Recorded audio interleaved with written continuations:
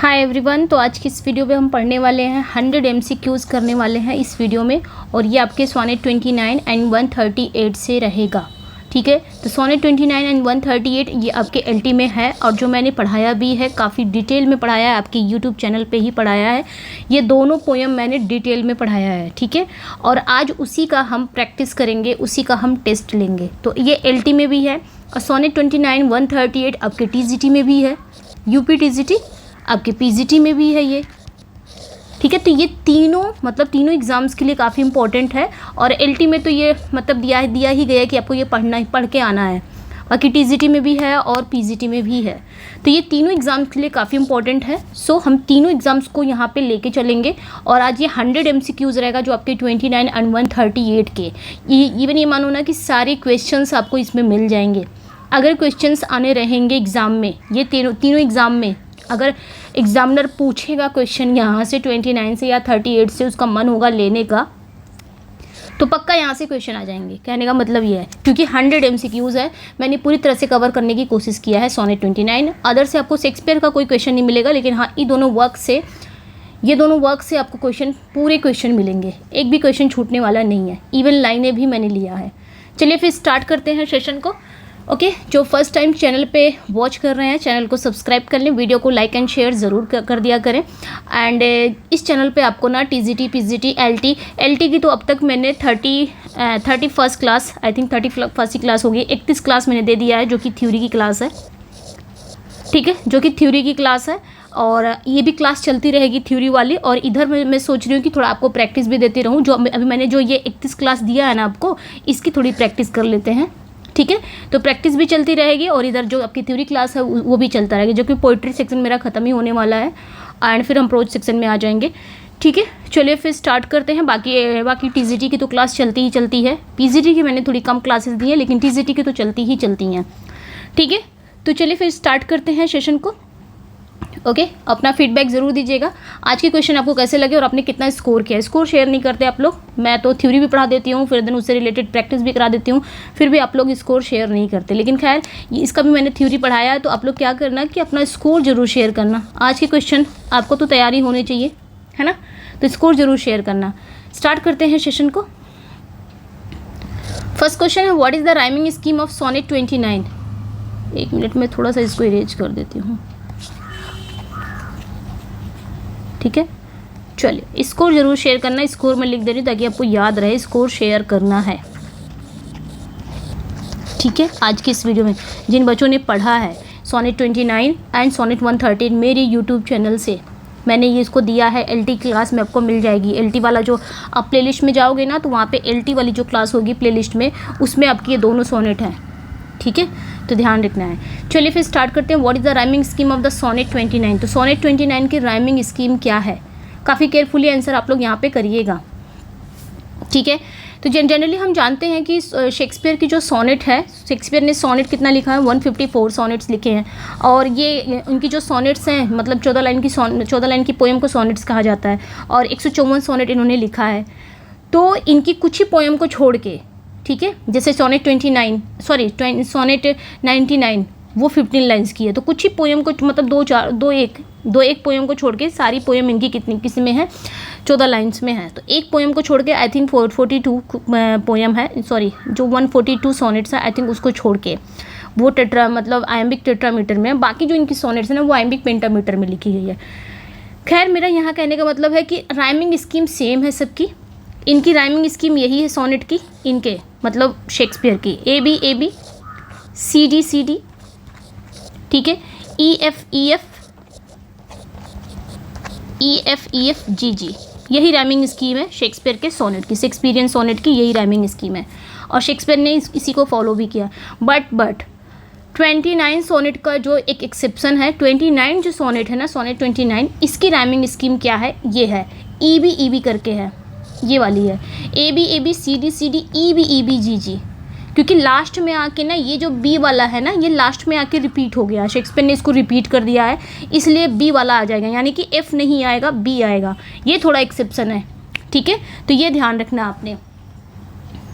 Okay, ये थोड़ा exception है आपका सोनेट 29 का ही सिर्फ, तो ये आपने ध्यान रखना है। सोनेट 29 की जो राइमिंग स्कीम है वो A B C D E B and G है, यानी कि ये लास्ट में ई बी करके आ जाता है, एफ की जगह पे बी आ जाता है, क्योंकि बी का यहाँ पे शेक्सपियर ने रिपीट कर दिया है। नेक्स्ट क्वेश्चन पे आएंगे हम, टू विच सीक्वेंस डज, तो ये ध्यान रखना है, ठीक है। यहाँ पे एक चीज़ मैं क्लियर कर दूंगी, एक मिनट, ताकि फिर आपको ना कन्फ्यूज़न ना हो।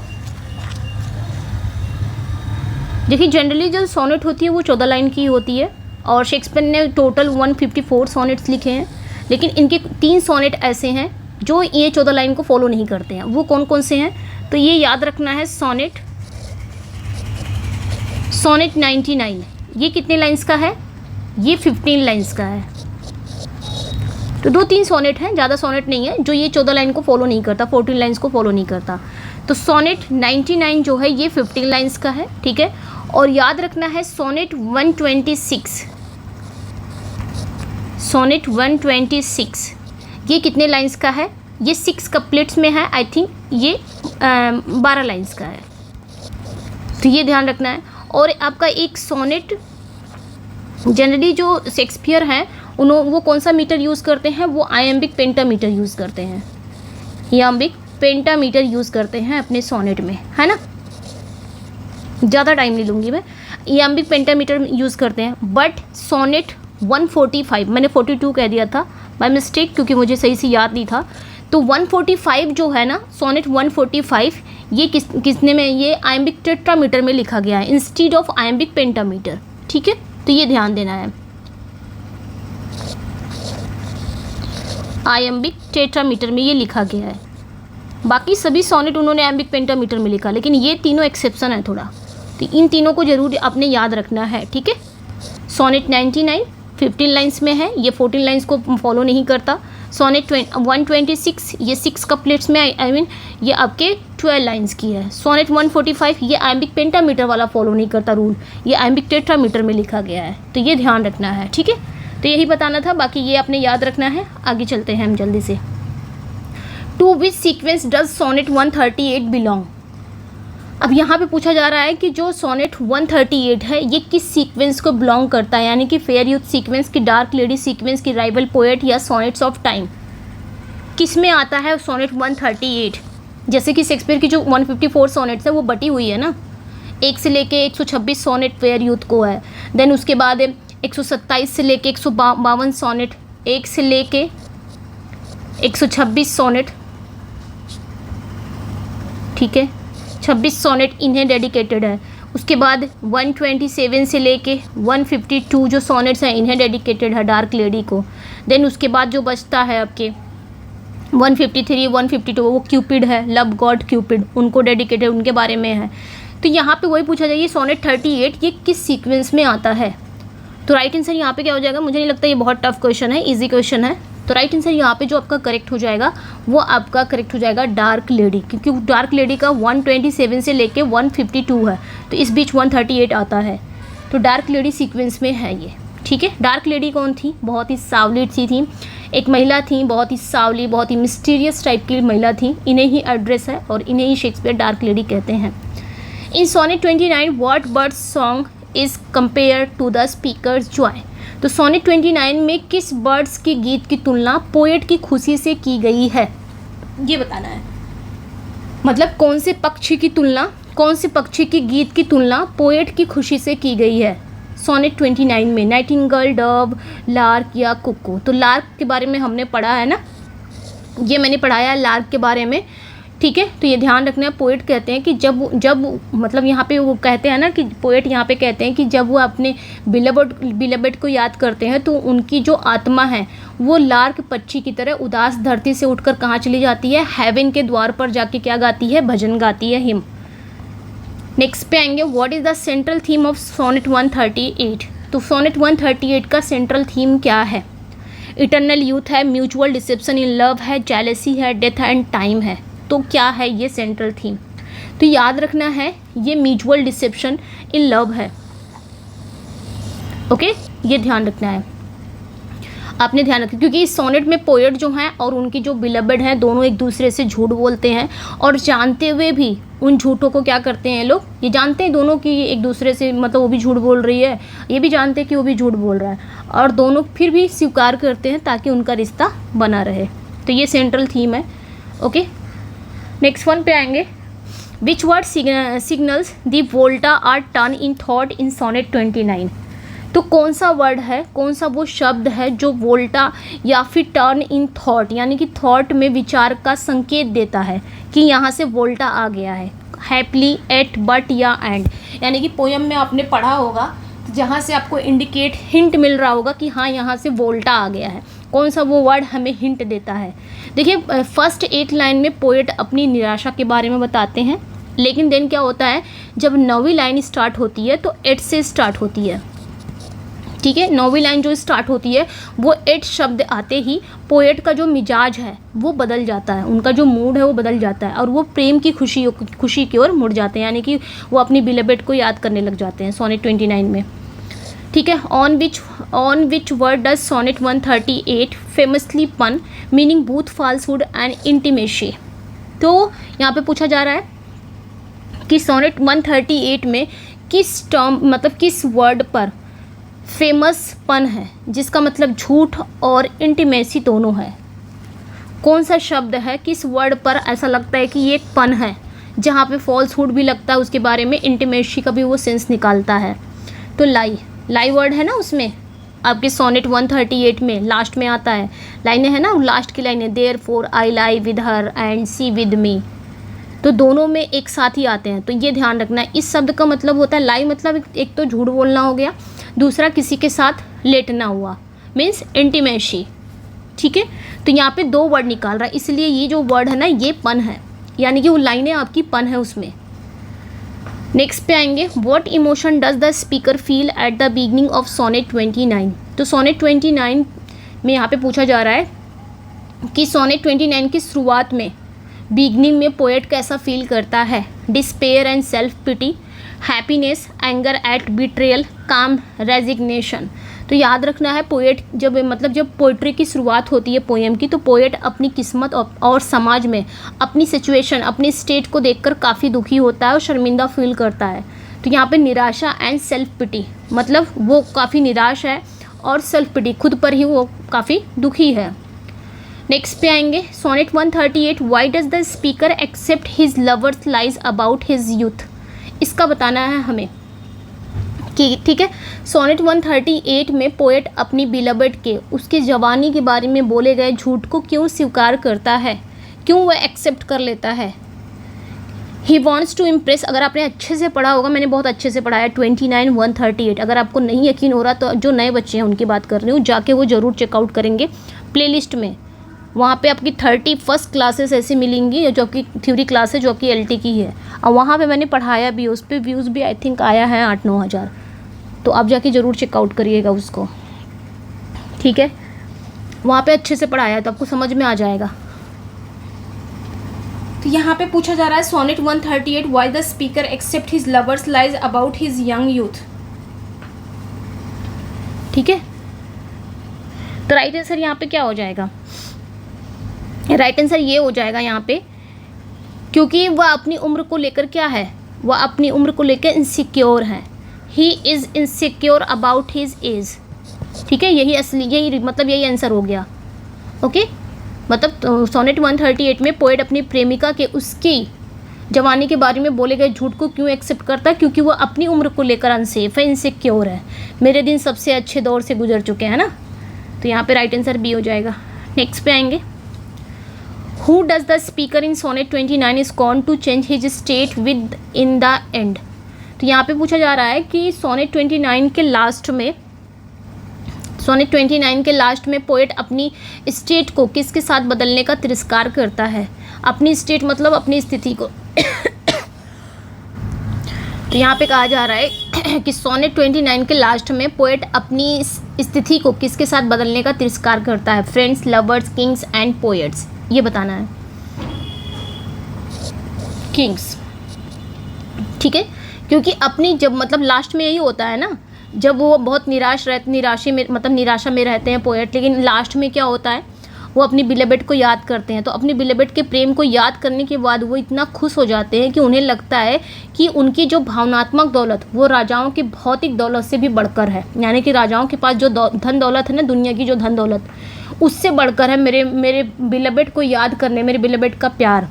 ठीक है, इसलिए वो कहते हैं मैं अपनी सिचुएशन, ये जो मैं अपनी प्रेमिका को याद कर रहा हूँ ना, ये जो स्थिति है ना, मैं राजाओं से भी बदलना नहीं चाहूँगा, भले राजाओं के पास बहुत पैसा है। There was an earlier version of Sonnet 138 published before the 1609 quarto। तो ये ध्यान रखना है, सोनेट 138 का पुराना एडिशन 1609 क्वार्टो से पहले कहाँ पब्लिश हुआ था। यानी कि ये जो सोनेट 138 है ये 1609 के अलावा इसके पहले कहाँ पब्लिश हुआ था। यानी कि पहले भी आ चुका है, ऐसा नहीं है कि 1609 में ही आया है, इसके पहले भी ये आया है। तो कहाँ पे, द पैसिनेट पिलग्रिम में आया है। ठीक है, ये ध्यान रखना है। 1599 में शेक्सपियर की ये जो कलेक्शन था ना, द पैसिनेट पिलग्रिम, जिसको विलियम जेगार्ड ने पब्लिश कराया था, ये जो कलेक्शन था, ठीक है, ये 1599 में आया था। इसमें ध्यान रखना है, इसमें विलियम शेक्सपियर का सिर्फ 5 पोएम्स थी। 2 पोएम्स तो यही थी, एक सोनेट 138 था, एक सोनेट 144 था। तो ये दोनों सोनेट थी। और 3 पोएम कहाँ से थी? 3 पोएम कहाँ से थी? लव्स लेबर लॉस्ट से थी। ठीक है, लव्स लेबर लॉस्ट से थी। तो ये ध्यान रखना है, यहाँ से लिया। तो टोटल कितनी पोएम थी? 5 पोएम इसमें शामिल थी। द पैसिनेट पिलग्रिम 1599 में पब्लिश हुआ था और विलियम शेक्सपियर के नाम से ही पब्लिश कराया था। किसने? विलियम जेगार्ड ने। बाकी इसमें ये 20 पोएम्स का कलेक्शन है। कितनी पोएम्स का? 20 पोएम्स का कलेक्शन है। और विलियम शेक्सपियर के नाम से पब्लिश कराया गया था। ऐसा लग रहा था कि विलियम शेक्सपियर का ही 20 पोएम्स है, बट ऐसा नहीं है। विलियम शेक्सपियर का ओनली 5 पोएम्स था, बाकी 15 पोएम्स अदर राइटर के थे। लेकिन ये इनसे गलती हो गई थी और इन्होंने पब्लिश कराया था, ये ध्यान रखना है। खैर, तो जो सोनेट 138 है ना, ये सबसे पहले 1599 में पैसिनेट पिलग्रिम वाले कलेक्शन में आ चुकी है। सोनेट 138 और 144 ये दोनों सोनेट। ठीक है, तो ये सबसे पहले आ गया था। बाद में फिर 1609 में जब थॉमस थॉर्प ने इनकी सोनेट को पब्लिश कराया, थॉमस थॉर्प ने, तो उसमें भी ये सोनेट, दोनों सोनेट पब्लिश हुई। तो यहाँ पे वही क्वेश्चन पूछ रहा है। ठीक है, तो यहाँ पे बी करेक्ट हो जाएगा। नेक्स्ट वन पे आएंगे।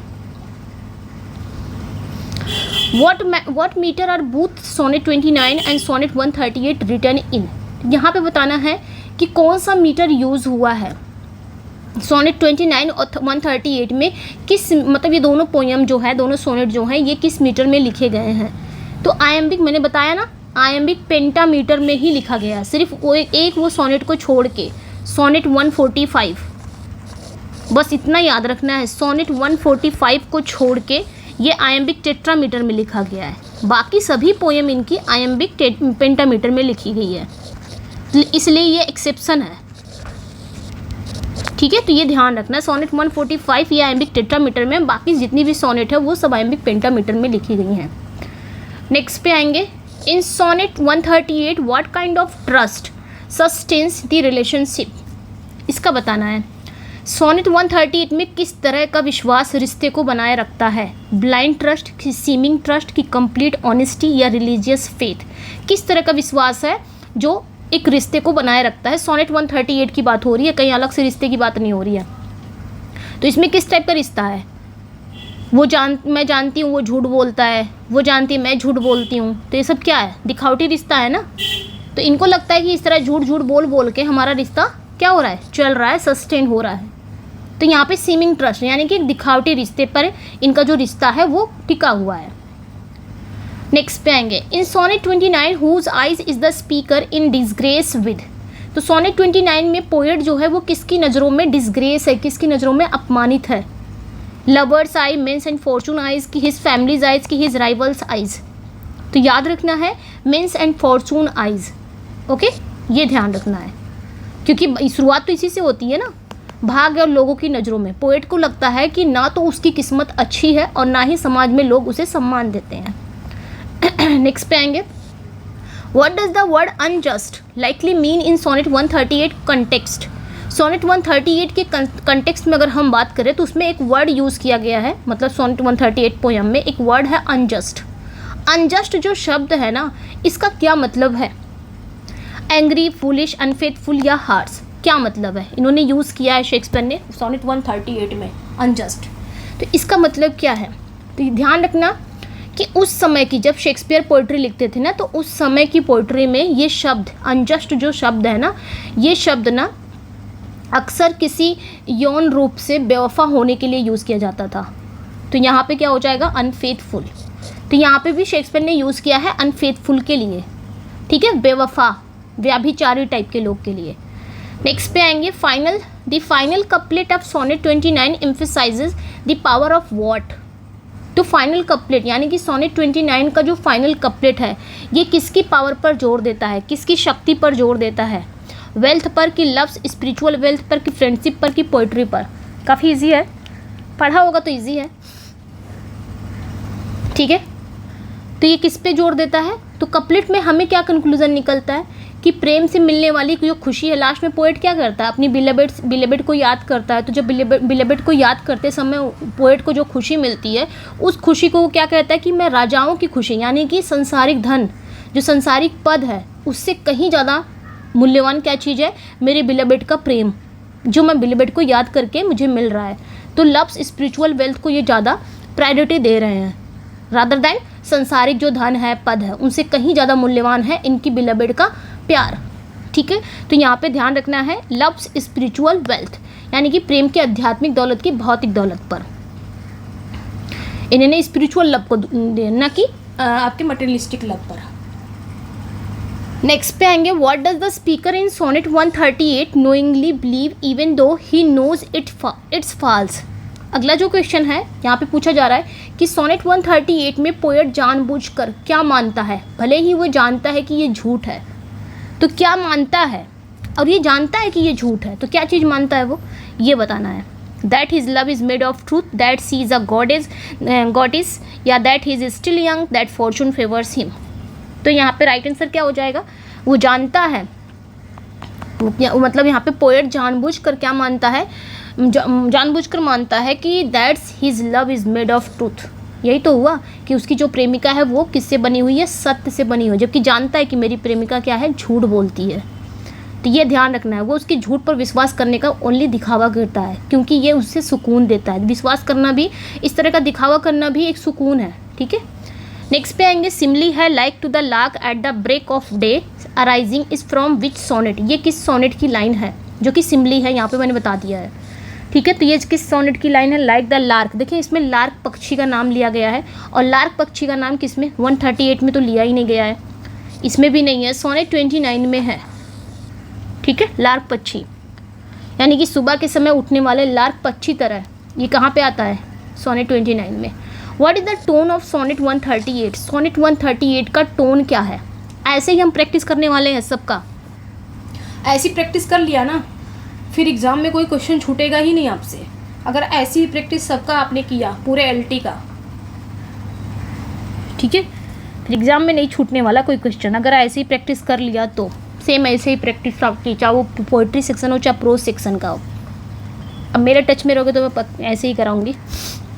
यही है कि टाइम बहुत कम मिलता है ना, क्योंकि देख रहे हो दिसंबर में पेपर रखा है, अभी इंग्लिश का तो नहीं आया है, बाकी अदर सब्जेक्ट का तो आ गया है। दिसंबर में आपका एलटी का पेपर है, ओके, लेकिन इंग्लिश का भी नहीं आया है, तो आपके पास समय है, तैयारी कर सकते हो।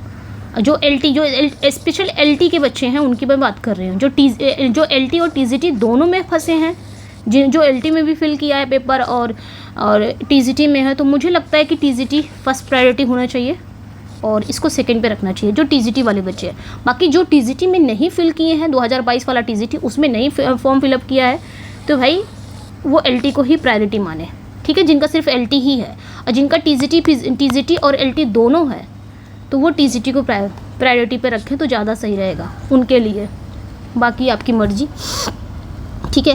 What is the tone of the sonnet 138? तो सोनेट 138 का टोन क्या है ये हमें बताना है। तो इसका टोन कैसा है? बहुत ही सिनिकल है, निंदक है, और कैसा है? विटी है, थोड़ा टाइप का ना, विटी है, वर्ल्डली वाइज है, दुनियादारी है, दुनियादारी, ये सारी चीज़ें हैं। तो यहाँ पे आपका ए करेक्ट हो जाएगा, क्योंकि ये जो प्रेम है ना, ये आदर्शवादी की बात नहीं करता। इन दोनों में जो प्रेम दिखाया जा रहा है बल्कि बहुत ही जटिल और रियलिस्टिक रिश्ते को ना एक व्यंग्यात्मक तरीके से दिखाता है। व्यंग्यात्मक तरीका है ना। टू हुम इज, बताओ झूठ बोल के कौन सा रिश्ता चलता है, लेकिन चला रहे हैं लोग झूठ बोल के इसमें। To whom is sonnet 29 generally believe to be addressed. अब यहाँ पे पूछा जाए सोनेट 29 किसे एड्रेस किया गया है? Dark lady, rival poet, fair youth, queen Elizabeth first.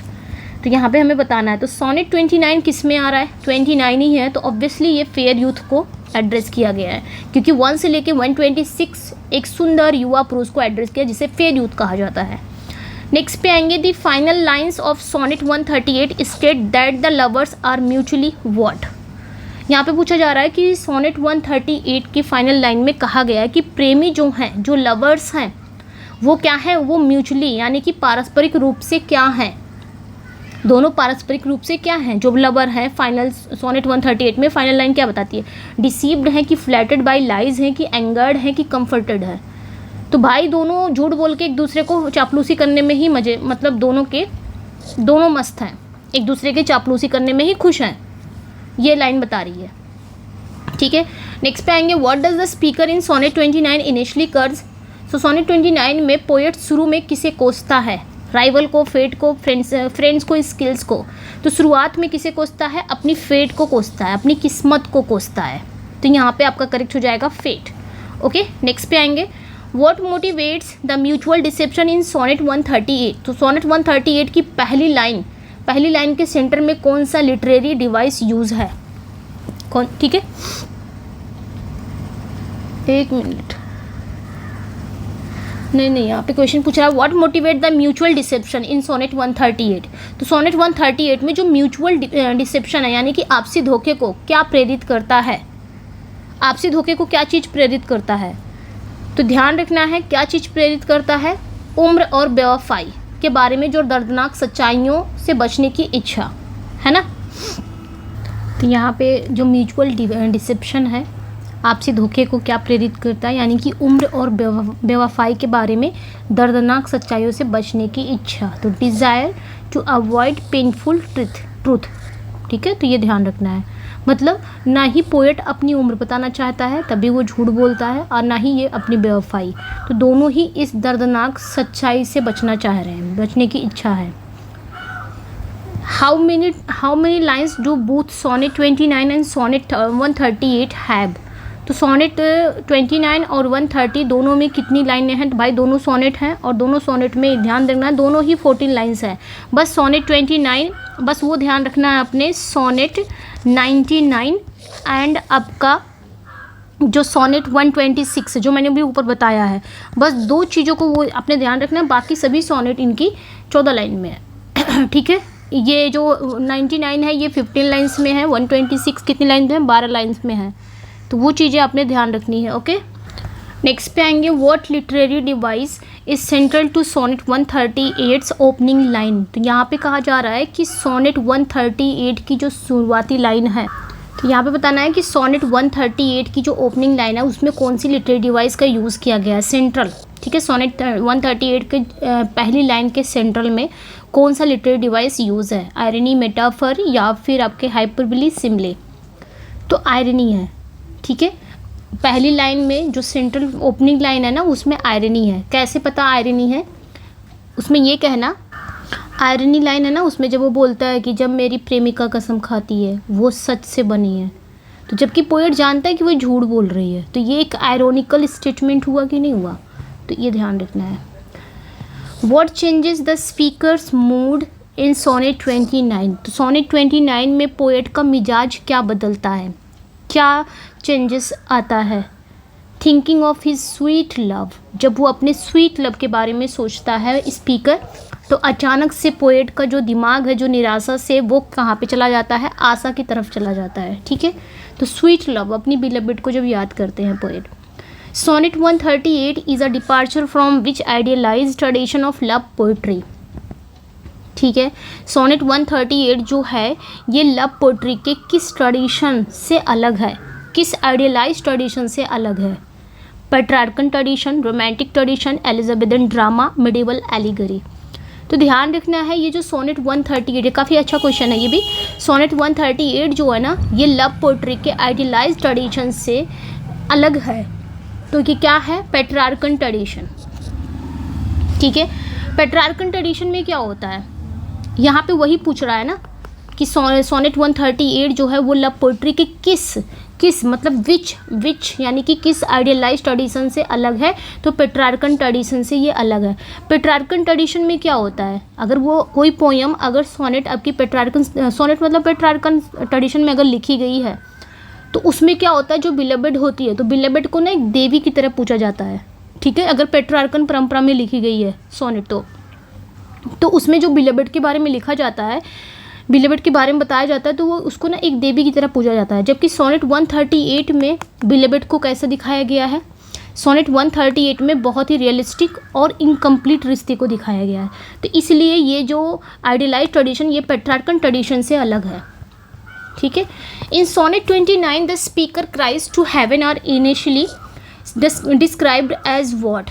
तो सोनेट 29 में यहाँ पे पूछा जा रहा है कि सोनेट 29 में पोएट की हेवन से की गई पुकार को शुरू में क्या बताया गया है, क्या कहता है। हेवन से जब वो स्वर्ग से अपनी पुकार कहता है यानी कि ऊपर वाले से करता है, तो वहाँ पे उन्होंने शुरुआत में क्या बताया गया है, बूटलेस बताया, यूजलेस। बूटलेस मतलब यूजलेस। ठीक है, तो ये ध्यान रखना है। ओके, मतलब वो जब होता नहीं है कि जब मतलब मैं अपनी किस्मत पर निराशा हूँ, लोग मुझे सम्मान नहीं देते, और मैं हेवन से भी बोलता हूँ तो मुझे लगता है कि हेवन भी क्या है, हेवन भी बहरा हो चुका है। डीप हेवन बोलते हैं, डीप हेवन भी बहरा हो चुका है, वो भी मेरे बूटलेस क्राइज आगे आता है, यानी कि यूजलेस रोना उनके लिए भी मतलब वो नहीं समझ रहे हैं। नेक्स्ट पे आएंगे, what does the speaker in sonnet 138 pretend not to know about his lover. ठीक है, तो सोनेट 138 में जो स्पीकर है वो अपनी प्रेमिका के सामने कौन सी दो बातें स्वीकार नहीं करता। ठीक है, कौन सी दो बातें नहीं जानता है। ओके, ठीक है, मतलब सोनेट 138 जो है ना, सोनेट 138 में पोएट अपनी प्रेमिका के बारे में क्या ना जानने का दिखावा करता है। वेल्थ की, अनफेथफुलनेस की, फैमिली या ब्यूटी, क्या ना जानने का दिखावा करता है। ठीक है, तो वो जानना नहीं चाहता कि मेरी जो प्रेमिका है वो अनफेथफुल हो, यानी कि अनजस्ट हो। इसको आप अनजस्ट भी बोल सकते हो, यानी कि बेवफा ना हो, क्योंकि वो जानता है झूठ बोल रही है, लेकिन वो ये दिखावा करता है कि भाई वो कहीं ना कहीं मानना नहीं चाहता। नेक्स्ट पे आएंगे, what does the lark sing at heaven's gate in sonnet 29। तो सोनेट 29 में जो लार्क पक्षी है वो हेवन के द्वार पर, हेवन के गेट पर क्या गाती है। हिम्स की, लुल्लाबीज या लव सॉन्ग्स या डर्स, क्या गाती है, तो हिम्स गाती है, यानी कि भजन। ठीक है, इसको हाइम्स भी पढ़ा जाता है। ओके, नेक्स्ट पे आएंगे, what two things does the speaker in sonnet 138 not admit to his lover. अब यहाँ पे क्वेश्चन क्या पूछा जा रहा है, what two things does the speaker in sonnet 138 not admit to his lover. ठीक है, मतलब सोनेट 138 में जो पोएट है वो अपनी बिलेबेड के सामने कौन सी दो बातें स्वीकार नहीं करता है। तो क्या नहीं करता है कि वह बूढ़ा हो गया है और वो जानता है कि वो झूठ बोलती है, तो ये दोनों बातें वो स्वीकार नहीं करता। एक तो ये कि वह बूढ़ा हो गया है फिर भी वो झूठ बोलता है अपनी प्रेमिका से, और दूसरा ये कि वो जानता है कि उसकी प्रेमिका झूठ बोलती है फिर भी नहीं स्वीकार करता। तो ये दोनों चीज़ें। This structure of sonnet 29 is the 3 quadrants and are concluding what. तो सोनेट 29 का जो स्ट्रक्चर है उसमें 3 क्वाड्रेंट है और एक क्या चीज़ पाई जाती है, सस्टेट की, ऑक्टेव की, कपलेट या ट्रिपलेट। तो राइट आंसर यहाँ पे क्या हो जाएगा आपका, कपलेट। शेक्सपियर के वैसे भी सोनेट में कपलेट होता है, लास्ट में 2 लाइन का एक कपलेट होता है। What does the speaker of sonnet 138 credit his lover's false speaking tongue. इसका बताना है विद। ठीक है, मतलब सोनेट 138 में पोएट अपनी प्रेमिका की झूठ बोलने वाली जीभ को, झूठ बोलने वाली टंग को क्या श्रेय देता है। फॉल्स स्पीकिंग टंग ये किसको कहता है, अपनी प्रेमिका को कहता है। लाइनें हैं ये वाला फ्रेज है उसमें सोनेट 138 में। तो वह अपनी प्रेमिका को झूठ बोलने वाली टंग को क्या श्रेय देता है, कि मतलब वो झूठ तो बोल रही है लेकिन श्रेय क्या देता है, विट का, सिंप्लिसिटी का, विजडम का या पावर का। ठीक है, किसका देता है, तो सिंप्लिसिटी का देता है, यानी कि सादगी का, भोलापन का। हाँ, मेरी प्रेमिका झूठ तो बोलती है, लेकिन मेरे सामने दिखावा क्या करता है, बहुत तुम भोली हो, ठीक है, सादगी है। नेक्स्ट पे आएंगे, what does the speaker of sonnet 29 envy in other men. तो सोनेट 29 में जो पोएट है वो दूसरे पुरुष में किस बात से ईर्ष्या करता है, यानी कि दूसरे लोगों से वो किस बात से जलता है, उसमें उन्होंने बताया है ना। तो किस बात से जलता है, वो दूसरे लोगों से अपनी कंपैरिजन करता है। तो their hope, friends, feature, art and scope, ठीक है, उनकी आशा, रूप, दोस्त, कला, दायरा, इन सभी चीज़ों से वो क्या करता है, थोड़ा एनवी करता है, यानी कि जेलस फील होता है। नेक्स्ट पे आएंगे, द लाइन है therefore are lie with her and she with me is the final line of which sonnet. ये किस फाइनल लाइन है, किस सोनेट की लाइन है, ठीक है, ठीक है, यहाँ पे बताना है। इसलिए मैं उसके साथ झूठ बोलता हूँ, therefore I lie with her and she with me, इसलिए मैं उसके साथ झूठ बोलता हूँ। यहाँ पे पन है, या तो झूठ बोलता हूँ या तो लेटता हूँ, दो मीनिंग निकल जाएंगी, क्योंकि लाई यहाँ पे दो मीनिंग निकाल रहा है, ठीक है। ये फाइनल लाइन है आपके सोनेट 138 का। नेक्स्ट पे आएंगे, what kind of wealth does the speaker's love bring him in sonnet 29। यहाँ पे हमें बताना है कि पोएट का जो प्रेम है, ठीक है, पोएट का जो लव है उस सोनेट 29 में किस प्रकार की दौलत देता है, गोल्ड एंड सिल्वर वाला दौलत, कि स्पिरिचुअल वेल्थ देता है, कि लैंडेड प्रॉपर्टी देता है, कि पॉलिटिकल पावर। यानी कि जब वो अपनी लास्ट में क्या होता है, वो बहुत निराशा रहता है 29 में, लेकिन जब अपनी बिलबेट को याद करता है तो एक आशा से भर जाता है पोएट, है ना। तो वो जो बिलबेट को याद करना, वो किस प्रकार की धन दौलत की वो बात करते हैं, स्पिरिचुअल वेल्थ के बारे में बात करते हैं, है ना, ये ध्यान रखना है। एक आध्यात्मिक दौलत जो उसे एक राजा से भी अमीर महसूस कराती है। एक राजा भी उतना अमीर नहीं होगा जितना अमीर ये है उस समय। Sonnet 138 present a relationship based on what insisted of honesty.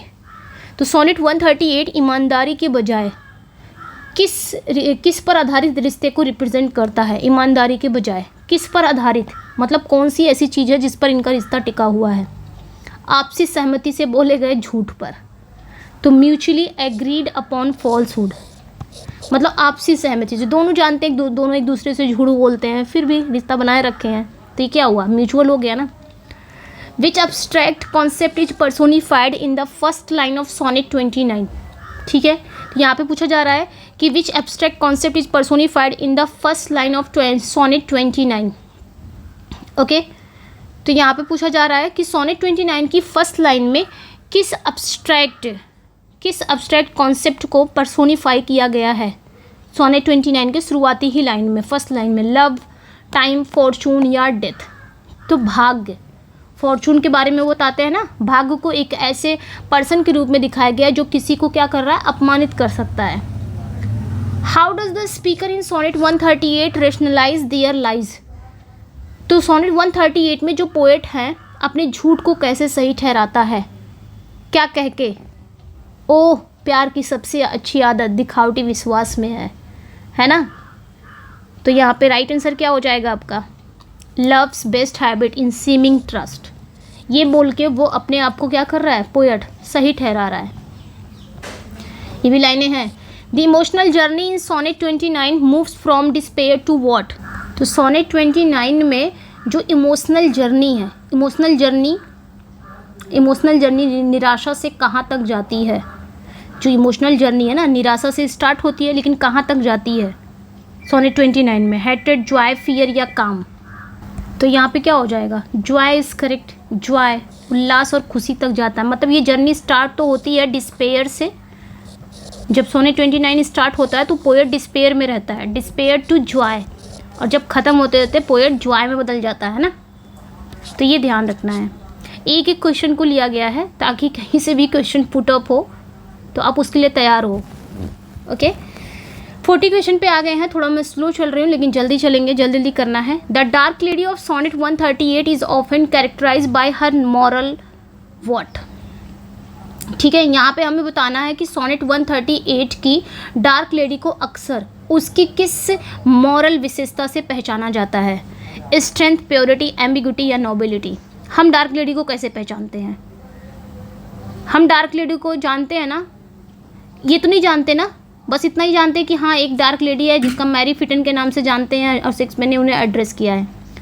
अब ये तो नहीं जानते ना ये वो पूरी तरह से अच्छी थी या पूरी तरह से बुरी थी, उनका कैरेक्टर बहुत ही जटिल है, बहुत ही अनक्लियर है, तो एम्बिग्यूटी है, उनके कैरेक्टर के बारे में हम कुछ नहीं जानते डार्क लेडी के बारे में, है ना।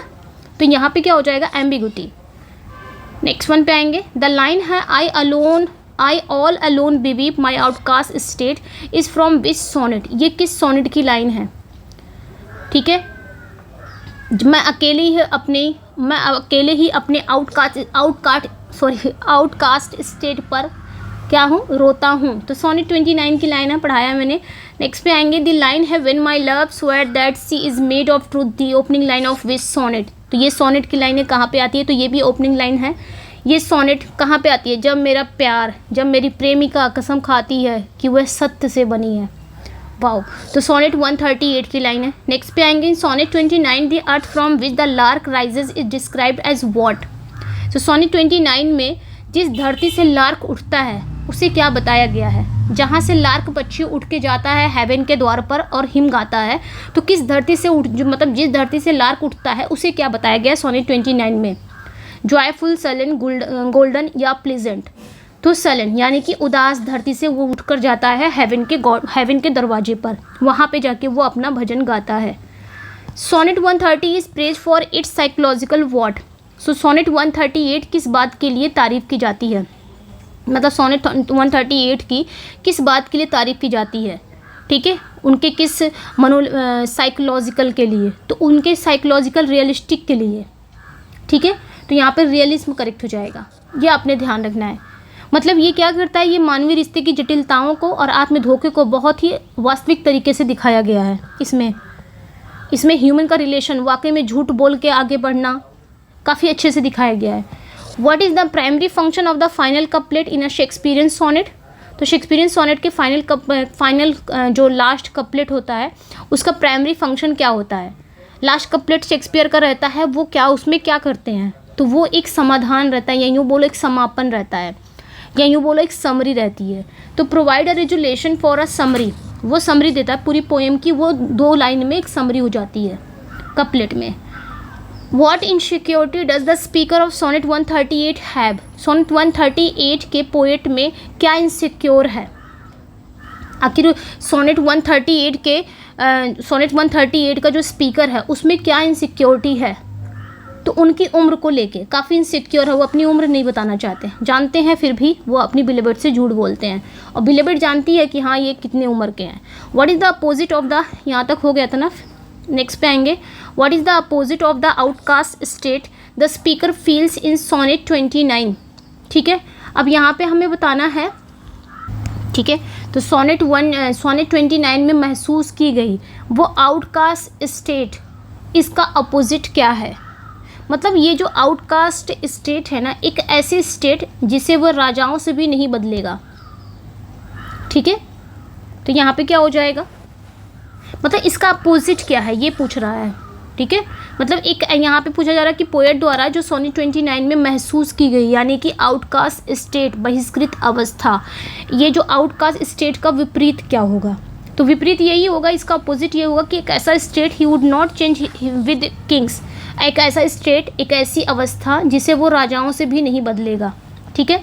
मतलब वो लास्ट में बोलता नहीं है, वो अपनी बिलेबेड को याद कर लेता है तो निराशा से आशा में बदल जाता है। देन वो कहता है कि मैं ये जो मेरी इस समय की जो अवस्था है ना, इस समय की जो अवस्था है मैं राजाओं से भी नहीं बदलूंगा, क्योंकि राजाओं के पास वो वेल्थ है, दुनिया वाली धन दौलत सोना चांदी है, उससे भी कहीं ज़्यादा मुझे वेल्थ मिल चुकी है कि मैं राजाओं से अपनी इस सिचुएशन, इस स्टेट को नहीं बदलना चाहूँगा।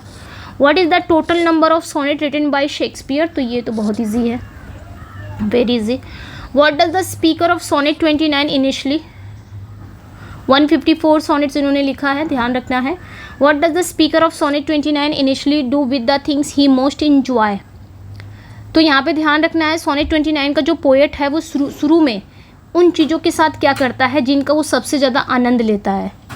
तो शुरुआत में ये क्या करता है, उन चीज़ों से काफ़ी नफरत हो जाती है ना, वो उनसे घृणा करता है, he despises them। Next one पे आएंगे, what are the two unspoken truth in the relationship in sonnet 138। तो सोनेट 138 में रिश्ते की 2 अनकही सच्चाइयाँ क्या है, रिश्ते की 2 अनकही सच्चाइयाँ क्या है, यानी कि जो दोनों लोग नहीं बता रहे हैं। तो वो जो पोएट है, जो स्पीकर है, वो बूढ़ा हो गया है, तो ये अपनी बिलेबेड को नहीं बता रहा है। इधर जो प्रेमिका है, जो बिलेबेड है, वो बेवफा है, वो फिर नहीं बता रही है, झूठ बोल रही है, लेकिन पोएट को पता है झूठ बोल रही है, लेकिन तब भी यकीन कर रहा है, तो इसका मतलब वो बेवफा है। तो दोनों ही, ये दोनों मतलब दोनों ही जानते हैं। तो यहाँ पे जो राइट आंसर हो जाएगा कि वह प्रेमिका बेवफा है और पोएट बूढ़ा है। ठीक है, ये स्थिति है, ये दो अनकही सच्चाइयाँ हैं। नेक्स्ट पे आएंगे, द लाइन है desiring this man's art and that man's scope from sonnet 29 express what emotion. Sonnet 29 की ये लाइनें हैं, desiring this man's art and that man's scope. तो ये बताना है ये किस भावना को यहाँ पे व्यक्त किया जा रहा है। एंड वी लव, एंगर या होप, मतलब इस आदमी की कला, उस आदमी के दायरे की इच्छा करना। यहाँ पे पोएट जो है, स्पीकर जो है, वो अपनी कंपैरिजन दूसरे लोगों से करते हैं। अभी हमने जस्ट ऊपर पढ़ा है, तो क्या कर रहे हैं, वो थोड़ा सा जेलस फील हो रहे हैं दूसरे लोगों से, अपनी स्थिति देखकर दूसरे लोगों की स्थिति को देख रहे हैं।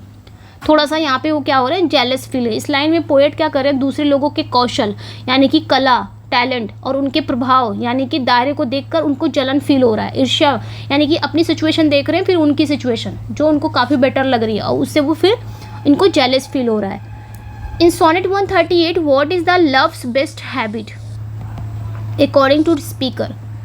तो सोनेट 138 में पोएट के अनुसार प्यार की सबसे अच्छी आदत क्या है? साइलेंस है, चुपचाप रहना, सीमिंग ट्रस्ट है, ओपन ऑनेस्टी है, इटर्नल फेथ है। तो भाई पोएट के अनुसार तो यही हुआ, स्पीकर के अनुसार कि प्यार की सबसे अच्छी आदत क्या है? दिखावटी, विश्वास में। भाई सब जानते हो, लेकिन तब भी आप दिखावा करो विश्वास करने का। जान रहे हो कि आपकी बिलेबेड झूठ बोल रही है, फिर भी आप उस पर विश्वास करो, क्योंकि रिश्ता बनाए रखना है, सस्टेन रखना है। द फ्रेज है deep heaven in sonnet 29 highlight the speaker initially feeling of what. ठीक है, अब यहाँ पे क्या है, सोनेट 29 में जो फ्रेज है ना, डीप हेवन, ये पोएट की किस शुरुआती भावना पर प्रकाश डालता है? पोएट की किस शुरुआती इनिशियल फीलिंग पर प्रकाश डालता है? Spiritual abandonment, religious ecstasy, joyful devotion, काम फेथ, ये हमें बताना है।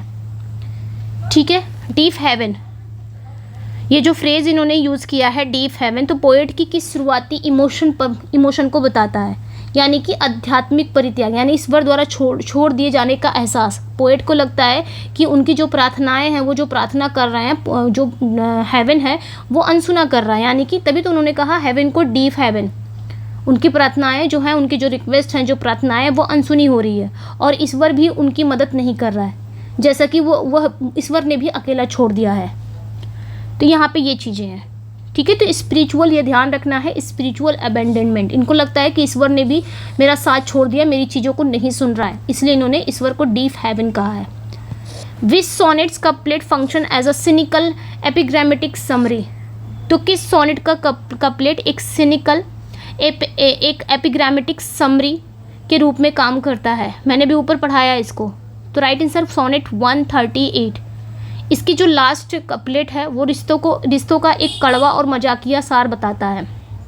ठीक है, जहाँ दोनों एक दूसरे को झूठ बोलकर खुश रखते हैं। In sonnet 29 the speaker joy described as arising from sullen what.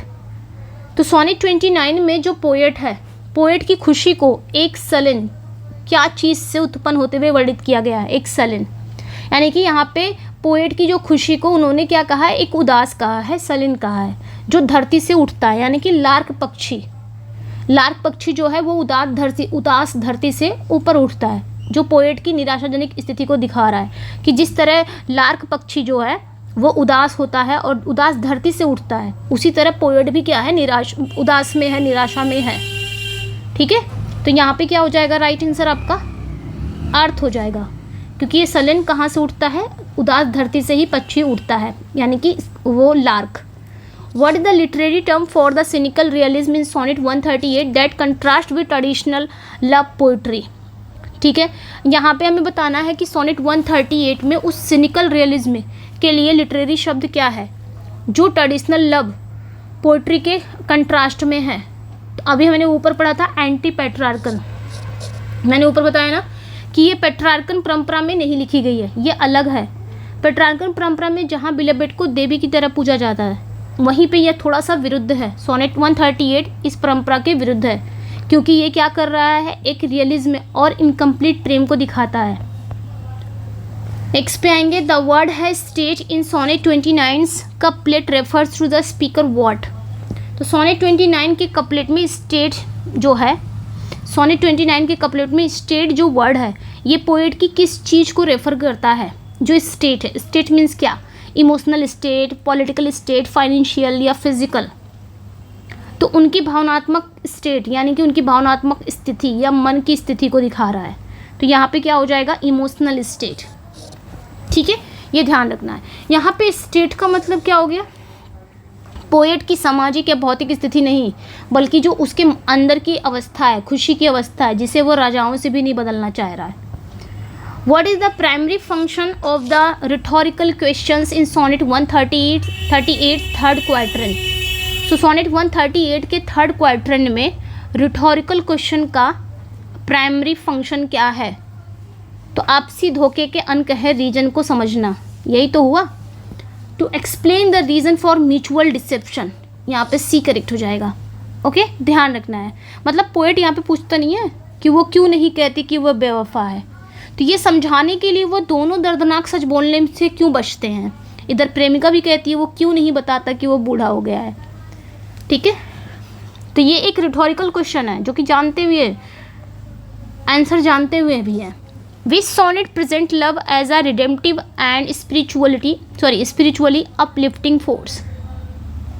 यहाँ पे कहा जा रहा है कि कौन सा सोनेट है जो लव को एज ए रिडेम्पटिव और स्पिरिचुअली, ये ध्यान रखना कौन सा सोनेट है जो लव को एक उद्धार करने वाली यानी कि एक रिडेम्पटिव और एक स्पिरिचुअली रूप से उत्थान करने वाली शक्ति के रूप में रेफर करता है।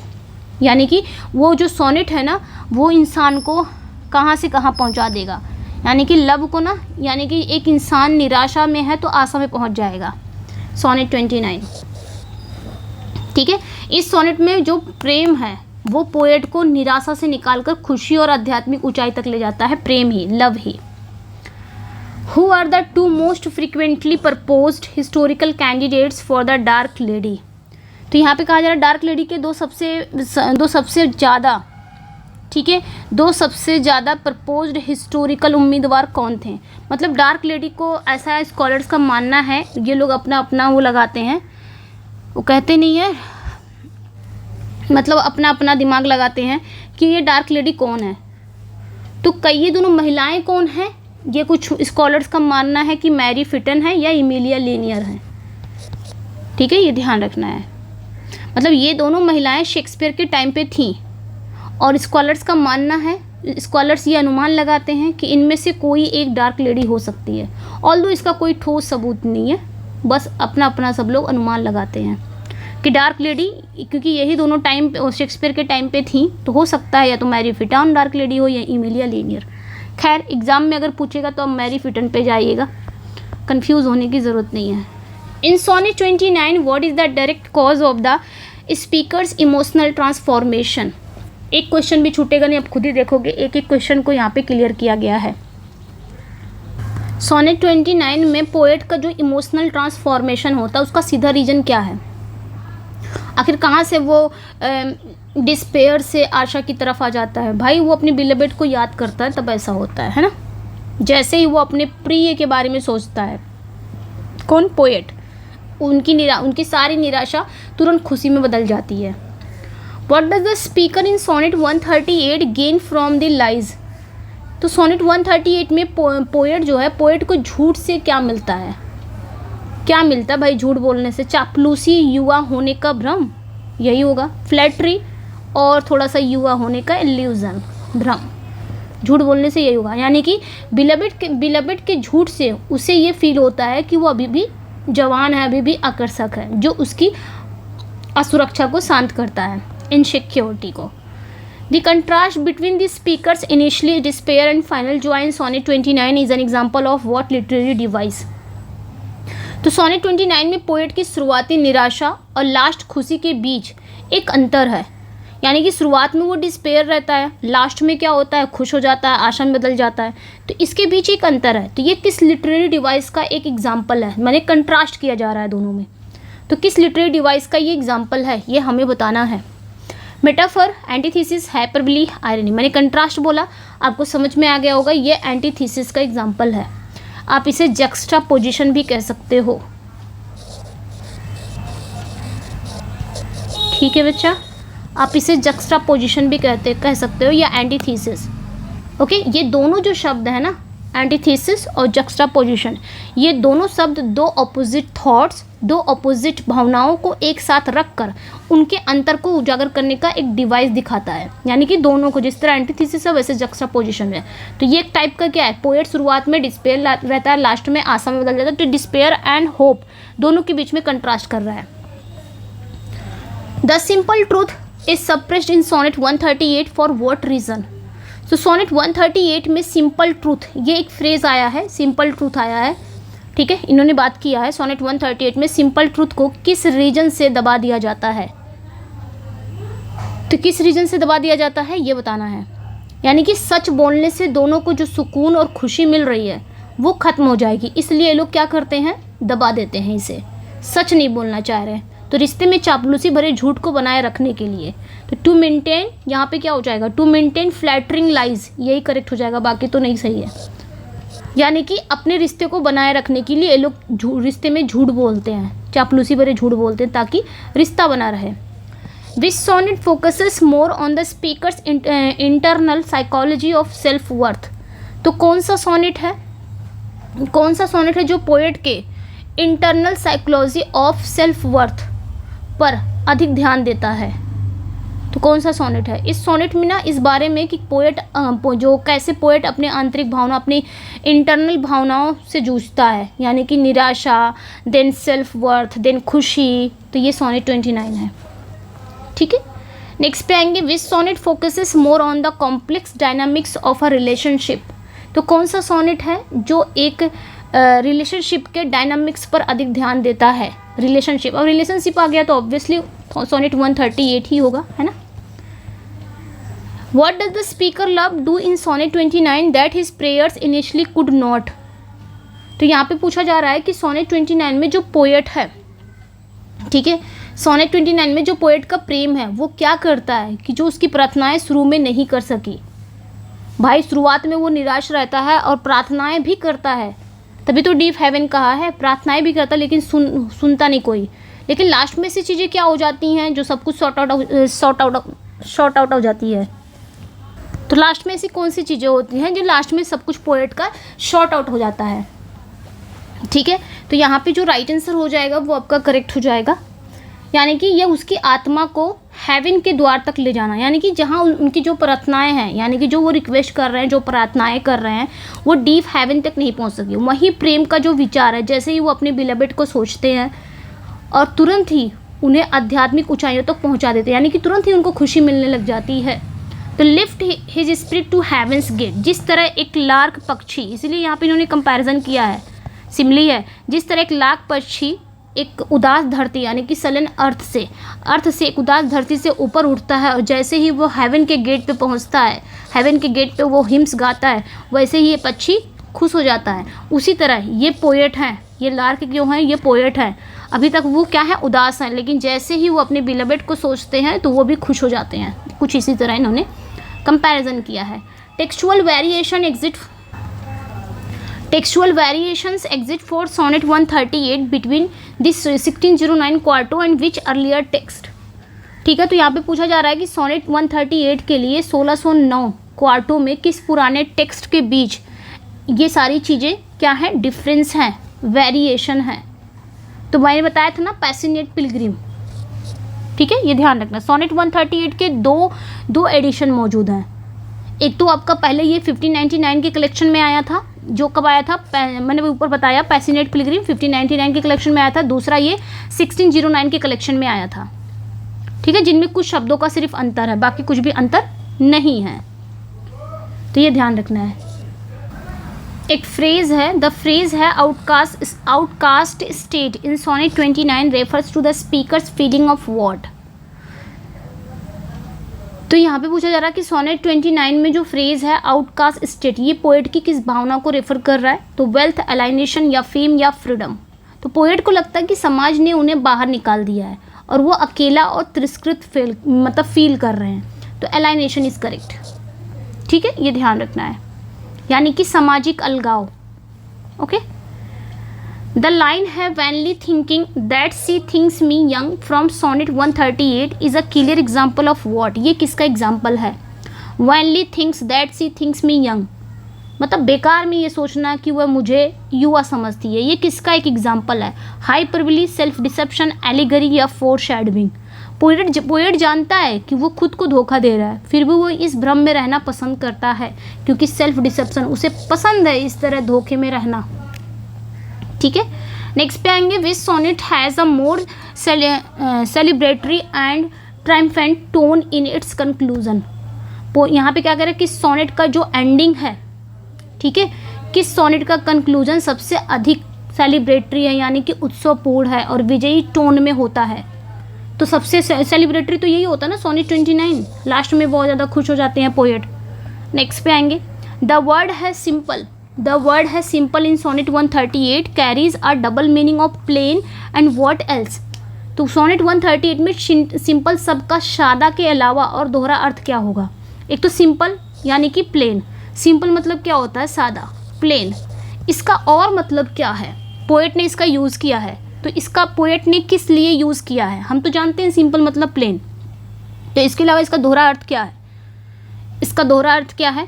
नाइव, मूर्ख, भोला भाला। आप इसको भोला भाला बोलो, पोएट ने यूज़ किया है, बहुत भोली भाली। पोएट कहता है ना कि वो अपनी बिलेबेड की बातों पर भोलेपन में विश्वास करता है, जबकि वो जानता है कि वास्तव में मेरी जो बिलेबेड है वो चालाक है।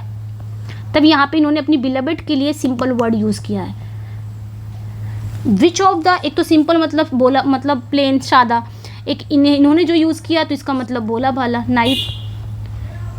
विच of two sonnets would be considered more autobiographical in its confessional tone about professional anxiety.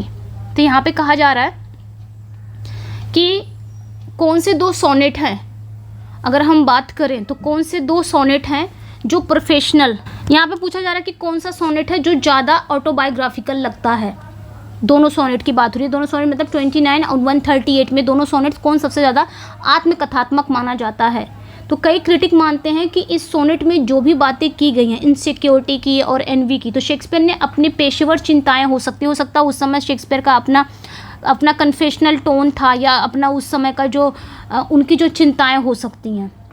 ठीक है, तो यहाँ पे जो राइट आंसर हो जाएगा वो आपका सोनेट 29 हो जाएगा। ये ज़्यादा लग रहा है कि ज़्यादा ऑटोबायोग्राफिकल है, क्योंकि ऐसा बताया जा रहा है, क्रिटिक मानते हैं कि शायद उस समय शेक्सपियर को कुछ ज़्यादा ही इस तरह की चिंताएं होंगी, शायद उन्होंने इसीलिए अपने सोनेट में ये बताया है। ठीक है, उन्होंने अपनी रियल लाइफ मतलब अपनी रियल चीज़ों को, अपनी रियल इमोशन को इसमें भरा है। The intellectual wit of sonnet 138 is most evident in its use of what. ठीक है, सोनेट 138 की अगर हम बात करें, विट यानी कि बौद्धिक चतुराई सबसे क्लियरली किस यूज़ में दिखती है? सोनेट 138 हमें सबसे क्लियरली कहाँ दिखता है, कहाँ पे लगता है कि हाँ यहाँ पे विट का यूज़ किया गया है? तो जब पन की बात होती है, आयरनी की बात होती है, पैराडॉक्स की बात होती है। ये ध्यान रखना, यहाँ पे ए करेक्ट हो जाएगा बच्चे। ठीक है, what is the primary source text for Shakespeare sonnet? तो शेक्सपियर के सोनेट का प्राइमरी सोर्स क्या है? तो यही है 1609 क्वार्टो में आया था बाय थॉमस थॉर्प। ये शेक्सपियर के सोनेट का पहला कलेक्टेड और सबसे ऑफिशियली एडिशन माना जाता है। In sonnet 138 both lovers lie because they are suppressing what. तो शेक्सपियर के सोनेट 138 में दोनों प्रेमी झूठ क्यों बोलते हैं? तो लाई मतलब लेटना या झूठ बोलना, दोनों का मतलब है यहाँ पे पन, दो मीनिंग है। क्यों बोलते हैं? क्योंकि वो सच्चाई को क्या करें, क्या चीज़ को झूठ बोल के वो दबा रहे हैं? सच्चाई को, द ट्रूथ। ठीक, क्योंकि वो सच्चाई को दबा रहे हैं। ठीक है, in sonnet 29 the memory of the beloved brings a wealth what that is not what. तो सोनेट 29 में बिलवेड की याद एक ऐसी दौलत लाती है जो क्या नहीं है। बिलवेड की याद, जब ये बिलवेड को याद करते हैं तो इनको एक ऐसी वेल्थ मिल जाती है जो चीज़ें नहीं हैं। कौन सी वेल्थ? ये मटेरियल वेल्थ की बात नहीं कर रहे हैं, ये स्पिरिचुअल वेल्थ की बात कर रहे हैं। तो कौन सी नहीं है, ये मटेरियल वेल्थ नहीं है, ठीक है, ये ध्यान रखना है। वही पूछा जा रहा है यहाँ पे कि जब वो बिलेवेड को याद करते हैं तो एक ऐसी दौलत लाती है जो क्या नहीं है, मटेरियल नहीं है, वो स्पिरिचुअल दौलत पा जाते हैं। What kind of love is depicted in sonnet 138? Sonnet 138 में किस प्रकार के प्रेम को दिखाया गया है? तो सिनिकल, म्यूचुअली डिसेप्टिव लव। अब तो समझ में आ रहा होगा, सब कुछ क्लियर हो रहा होगा। नेक्स्ट पे आएंगे, थोड़ा जल्दी चलेंगे क्योंकि अब वही क्वेश्चन को थोड़ा सा घुमा घुमा के पूछ रहा है। The line and trouble deaf heaven with my bootless cries is from which sonnet? ये किस सोनेट से आया है, ठीक है, ये हमें बताना है ये किस सोनेट से आया है। ट्रबल डीप हेवन तो सोनेट 29 की लाइन है, ये ध्यान रखना है। नेक्स्ट पे आएंगे, 80 पे पहुंच गए, 20 क्वेश्चन और है, जल्दी से कर लेते हैं। Who is the speaker addressing in sonnet 138? तो सोनेट 138 में स्पीकर किसे एड्रेस कर रहा है? सोनेट 138 में फेयर यूथ को, राइवल पोएट, डार्क लेडी। तो डार्क लेडी को, क्योंकि भाई 138 तो डार्क लेडी में ही आता है ना। चलिए नेक्स्ट पे आएंगे।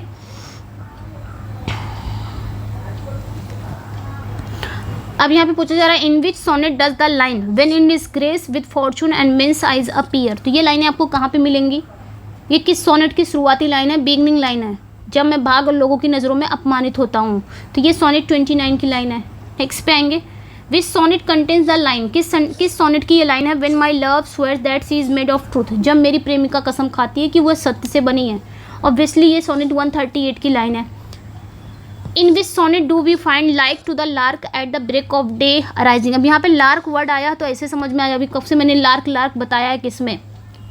तो किस में ये लाइनें आती हैं भाई? किस सोनेट में ये लाइनें हमें मिलती है?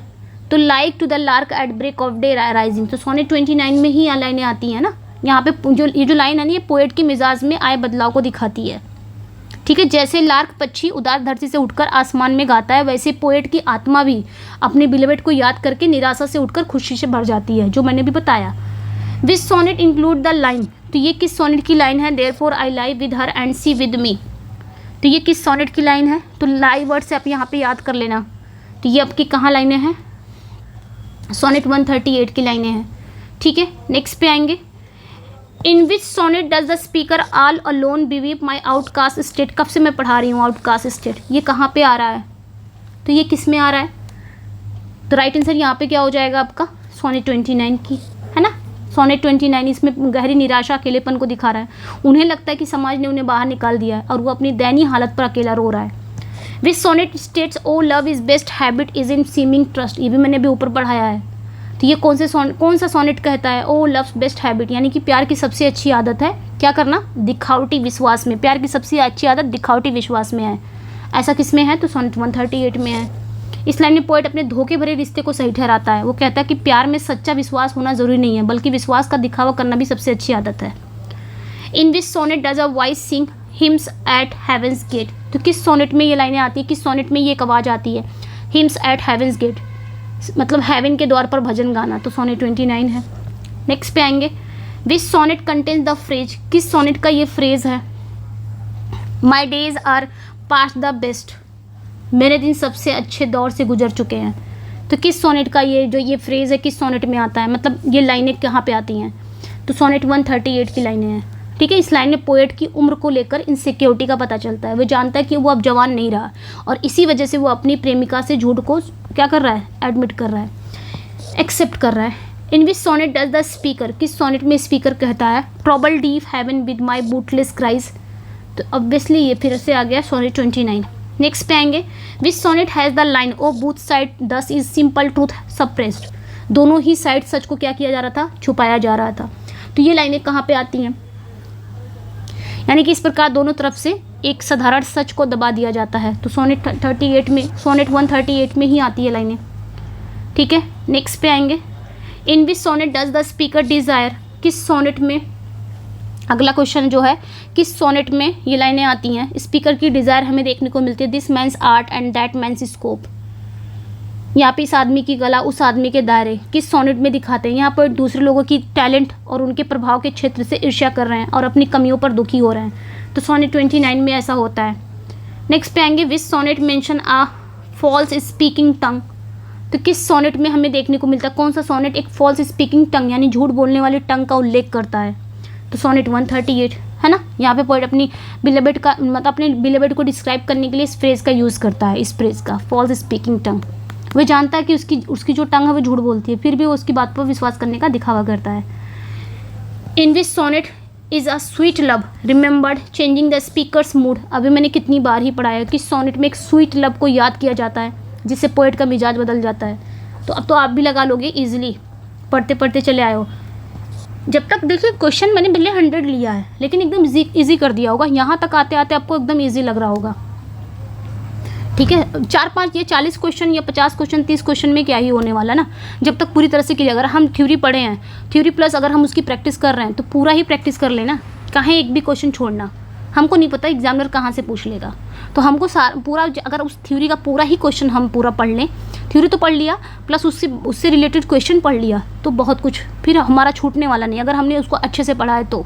थ्योरी प्लस प्रैक्टिस अगर अच्छे से की है तो। Which sonnet explain age in love loves not to have years told. ये किस सोनेट मतलब कौन सा सोनेट ये समझाता है? Age in love loves not have years told, प्यार में उम्र नहीं बताई जाती। अब तो समझ में आ गया होगा। ये सारे एज देखो, यहाँ पे एज है और एज वाली बात किस में की गई है? सोनेट 138 में। ठीक है, उम्र दराज लोग भी प्यार में पड़ते हैं, प्यार में अपनी उम्र के बारे में बात करना पसंद नहीं करते हैं। In which sonnet does the speaker scorn to change my state with kings. अब यहाँ पे देखिए स्टेट बार बार आ रहा है। कौन सी सोनेट में स्पीकर कहता है कि राजाओं के साथ मैं अपनी सिचुएशन, अपनी स्थिति बदलने को तिरस्कार करता हूँ, मैं अपनी सिचुएशन नहीं बदलना चाहता। तो सोनेट 29 में, यानी कि जब वो अपनी बिलेवेड को याद करते हैं प्रेम की खुशी पाने के बाद, पोएट इतना ज़्यादा आत्मसंतुष्ट हो जाते हैं कि वो अपनी इस भावनात्मक अवस्था को राजाओं के राजपाट से भी बेहतर समझते हैं। विच सोनेट इंक्लूड्स, किस सोनेट में ये लाइनें हैं? Vainly thinking that she thinks me young. ठीक है, व्यर्थ ये सोचना है कि वो मुझे युवा समझती है, तो सोनेट 138। वो ये सोचकर खुद को दिलासा देते हैं कि उनकी जो प्रेमिका है उन्हें जवान समझती है, जबकि वो जानते हैं वो सच नहीं, ये सच नहीं है। In which sonnet is a comparison made to one with what I most enjoy contented least. तो किस सोनेट में उस व्यक्ति की तुलना की गई है जो with what I most enjoy contented list, जिस चीज़ से मैं सबसे ज़्यादा आनंद लेता हूँ उससे सबसे कम संतुष्ट हूँ। तो सोनेट 29 में ही पोएट बताते हैं, ये पोएट की गहरी निराशा की स्थिति को दिखाता है, जहाँ उन्हें उस चीज़ों में भी खुशी नहीं मिल रही है अब, जो आमतौर पर कभी पसंद हुआ करती थी, लेकिन अब ऐसी सिचुएशन पे आ गए हैं कि उनको उस चीज़ों में भी खुशी नहीं मिल रही है। विच सोनेट आज the rhetorical question wherefore say not I that I am old. ये एक रिटोरिकल क्वेश्चन है। कौन सा सोनेट जो रिटोरिकल क्वेश्चन पूछता है? ठीक है, वेयर फोर से आई not, sorry,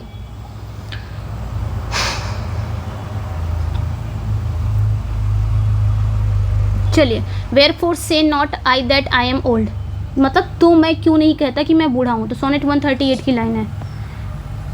in which sonnet does the line, किस सोनेट की ये लाइन है? That then I scorn to change my state with kings appear.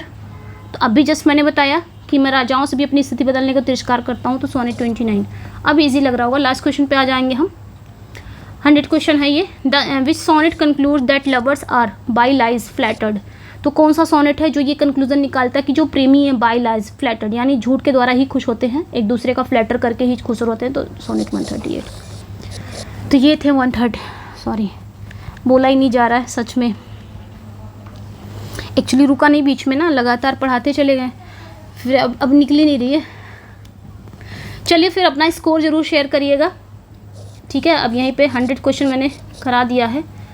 कैसा लगा अपना फीडबैक ज़रूर दीजिएगा। क्या ये ऐसे ही कराया जाए? आप लोग ये भी बताइएगा, अपना फीडबैक ज़रूर दीजिएगा, क्या ऐसे ही कराया जाए? जब ऐसे क्वेश्चन हम करेंगे ना, और थ्योरी प्लस ऐसे क्वेश्चन करेंगे तो फिर कोई एग्ज़ाम पक्का निकल जाएगा ना। तो ज़रूर बताइएगा, अपना फीडबैक भी मिले ज़रूर दीजिएगा। बोल नहीं पा रही हूँ। चलिए मिलते हैं नेक्स्ट वीडियो में। Thank you for watching, bye bye. आवाज़ ही नहीं निकल रही।